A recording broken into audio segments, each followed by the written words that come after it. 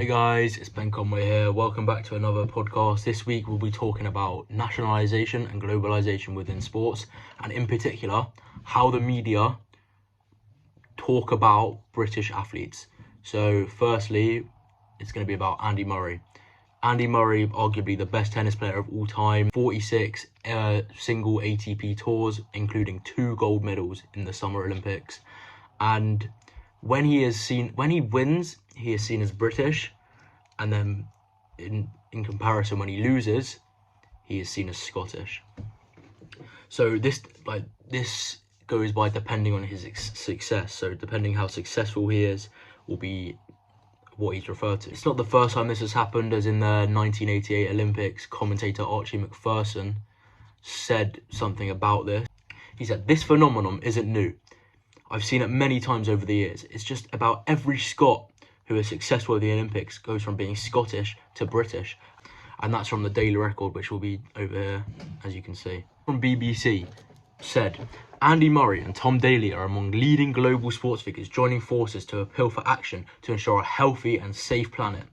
This tweet shows that when he's doing something good, he's claimed as British, whereas if it's less important, he'll just be a Scot, as shown as he's a global sports figure, and then when he's appearing in something, he is Scottish." As you can see from this BBC Scotland tweet, it says, "Let's go Andy Murray. The Scot is appearing in his first tour level final on grass for 6 years." So it shows that there's a bit of comparison. He's not as important because he's only appearing, but when he's referred to as a global sports figure, he's important, obviously, and he's British again, reaching bigger audiences, which I'll come to more in the future of this video.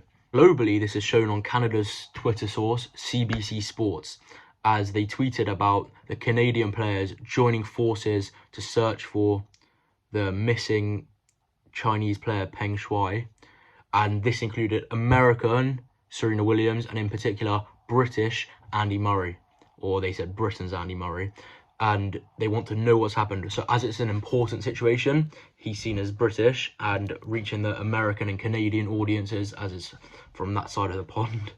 But they're saying Britain's Andy Murray and American Serena Williams instead of Scottish Andy Murray, which has a big impact on his role as a tennis player, in particular looking for this missing player. That it would help a lot by using Britain as they're reaching the audiences. National identity is based around myths, customs and rituals that are shaped and created by historians, politicians and journalists through what is called invented traditions. This is by Hosborne 1983, which is over here, and it shows the journalist claiming Andy Murray is British or doing something important or succeeding, as we last saw about the missing Chinese player. And then by claiming Andy Murray is British rather than Scottish, brings in much more viewers from the 4 nations, in particular in the Olympics. Like, instead of just from Scotland, you have England, Northern Ireland and Wales all supporting him, being one of the best from the United Kingdom, and it definitely reaches new audiences. It also allows the United Kingdom to be supportive and united and able to support him during major tournaments such as the Grand Slam or even the Olympics. Media plays a crucial role in elevating individuals to celebrity status. Due to the nature of the media industry, journalists now try to sensationalize their stories to attract audiences. Stories end up by communicating values, from Blackett 2022, and this shows, despite his ability, Murray might not have reached certain fame levels or celebrity status. With 2 million followers on Instagram and 3.5 million on Twitter, if he was Scottish, as it's significantly smaller than the rest of the United Kingdom, I guess. As he is seen as British, he is also reaching different continents such as North America, especially when he is playing on the bigger stage at the Olympics, representing Britain. He's got fans from different countries all around the world, different continents, because when he's competing in the Grand Slam, the Olympics, these people are going to be watching him represent Britain. As Blackett 2022 said, these stories about Andy Murray attract more people to come, bigger audiences.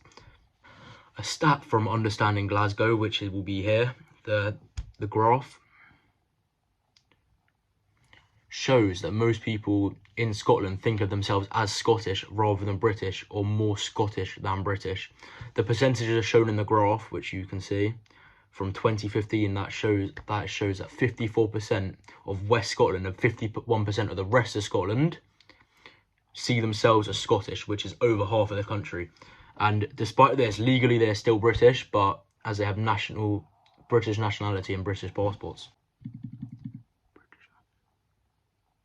Britishness has now been replaced by what it means to be English. Welsh, Scottish, or Northern Irish from Blackett 2022. This implies that this idea of a single cohesive British identity or nationality is not as popular or significant as it formerly was. Instead, people in the UK are becoming more and more connected with their national identities, and this could be due to cultural differences all around the UK. Podcast and watching it today. If you want more, drop a comment down below, and don't forget to subscribe. Thank you.